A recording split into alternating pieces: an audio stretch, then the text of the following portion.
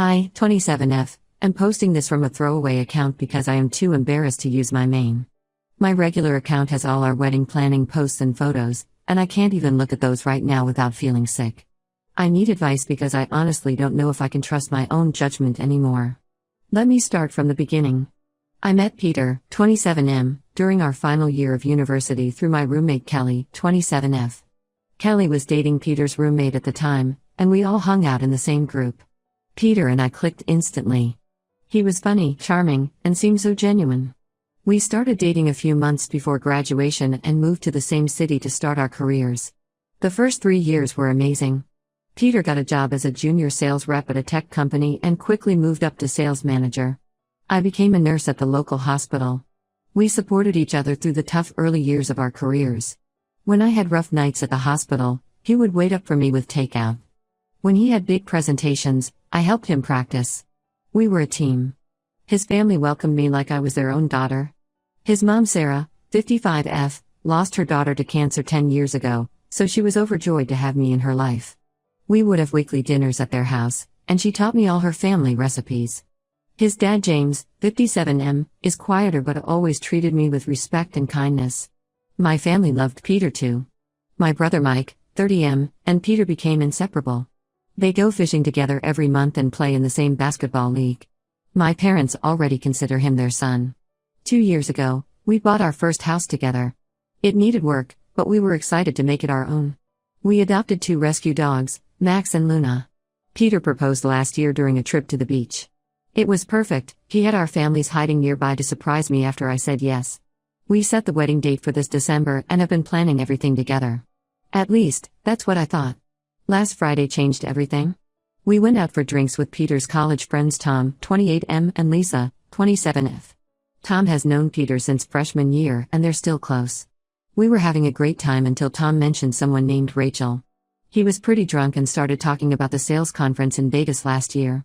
He kept saying how Peter and Rachel were always together, having private dinners, and going to each other's rooms to practice their presentations. I felt my stomach drop. Peter told me nothing about Rachel when he came back from that conference. He said he mostly attended sessions alone and networked at group events. When I looked at Peter, his face had gone white. He quickly changed the subject, but the damage was done. That night at home, I asked him about Rachel. He got defensive immediately, saying Tom was drunk and making things up. But his reaction told me everything. While he was in the shower next morning, I did something I've never done before. I checked his phone. My hands were shaking as I opened it. What I found made me physically sick. There were deleted messages with Rachel that I managed to recover through the backup. They weren't just friendly messages. They had been sleeping together the entire conference week. There were explicit photos, messages about sneaking to each other's rooms, and plans for future meetups.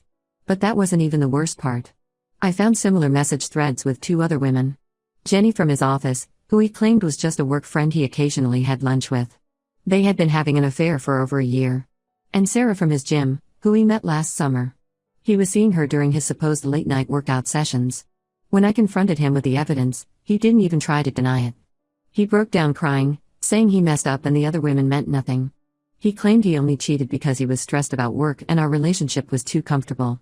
He begged me not to throw away 5 years over his mistakes. Said he would go to counseling, change jobs, anything to keep me. But how can I ever trust him again? Every memory of the past 5 years feels tainted now. All those work trips, late meetings, and gym sessions, was he with them? How many other women were there that I don't know about? He was planning our wedding while sleeping with other women. He let me spend months picking out venues and dresses while lying to my face. I packed some clothes and went to stay with my best friend Amy, 27F. She's the only person who knows everything right now. I haven't told my family because they adore Peter. My brother still hangs out with him regularly, completely unaware.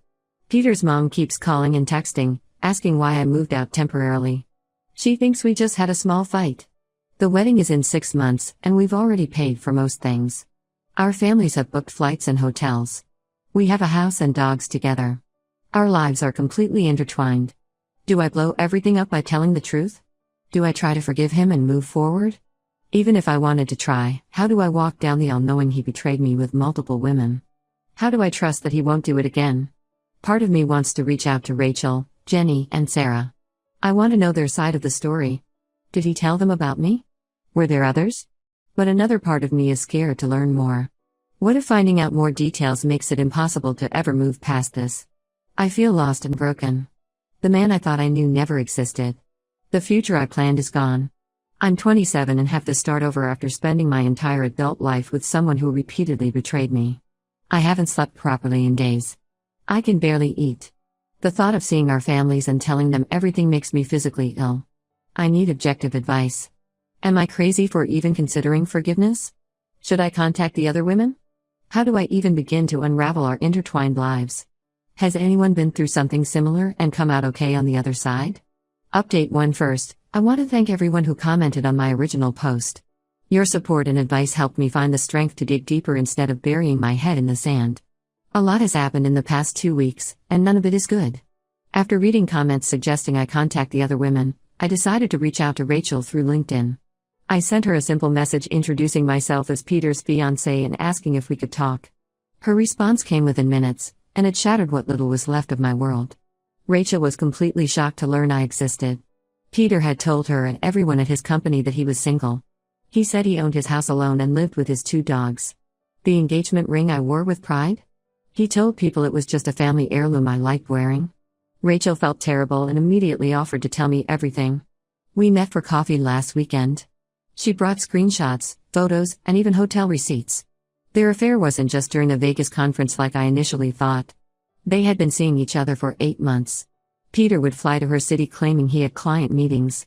She came to our city several times, and he put her up in hotels using his company card. They went on actual dates to restaurants and shows. While I was working night shifts at the hospital, he was playing house with another woman. The most painful part? Rachel said Peter often complained about being lonely and wanting to settle down. He even talked about wanting kids soon. All while I was at home planning our wedding and dreaming of our future family. When I confronted Peter with this new information, his reaction shocked me. Instead of being apologetic, he got angry. He yelled at me for going behind his back and contacting Rachel. Said I had no right to involve other people in our private business. Then he dropped another bombshell that made me question my entire reality. Jenny from his office wasn't just another affair. She had gotten pregnant 6 months ago. Peter paid for her abortion and never told me. Jenny had wanted to keep the baby, but Peter threatened to deny paternity if she did. He finally admitted this only because Jenny had been messaging him lately, threatening to tell me everything. I spent that night crying in my car, parked outside our house.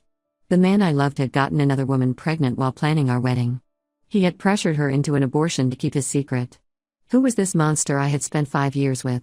The next morning, I finally broke down and told my family everything. My mom cried. My dad couldn't even speak, he was so angry. My brother Mike's reaction was the worst. He and Peter had gone fishing just last weekend. When Mike learned the truth, he drove straight to Peter's office and punched him in the parking lot. They had to be separated by security. Now Mike is facing potential assault charges because my cheating fiancé pressed charges against him.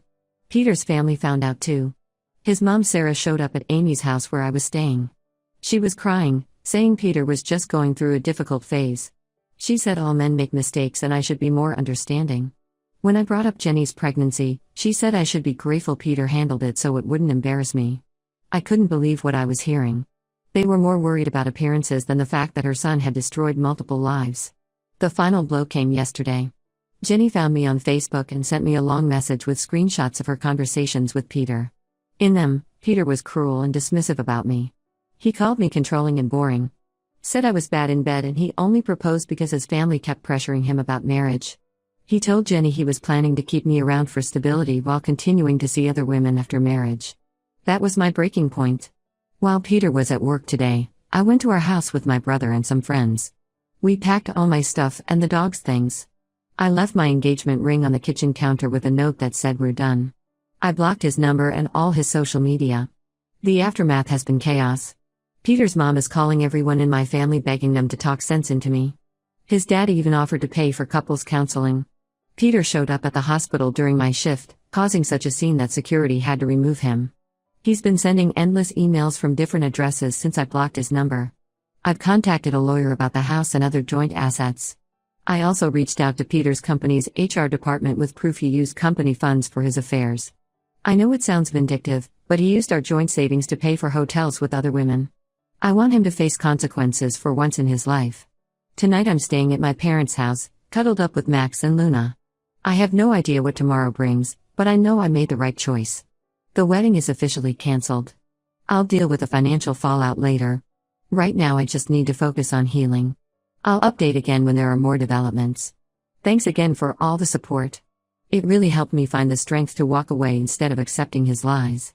Update 2. I wish I could say things have gotten better since my last update, but the situation has only gotten messier. The past 2 months have been a roller coaster of revelations, harassment, and shocking discoveries about who Peter really is. After I moved out and cancelled the wedding, Peter went into overdrive trying to get me back.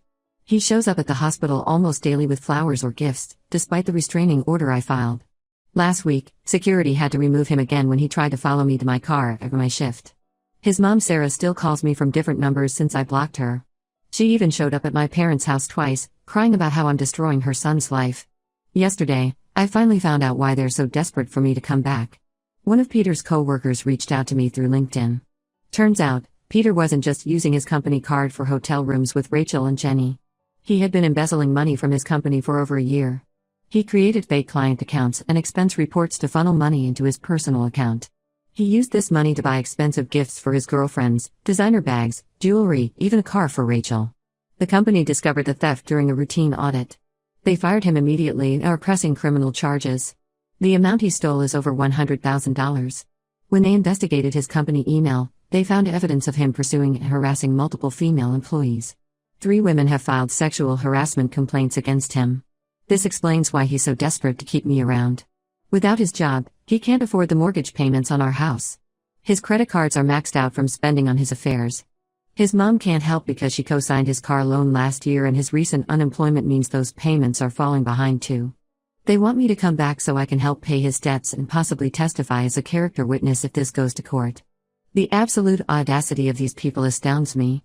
Peter cheated on me for years with multiple women, spent our joint savings on his affairs, stole from his company, harassed his co-workers, and now wants me to bail him out?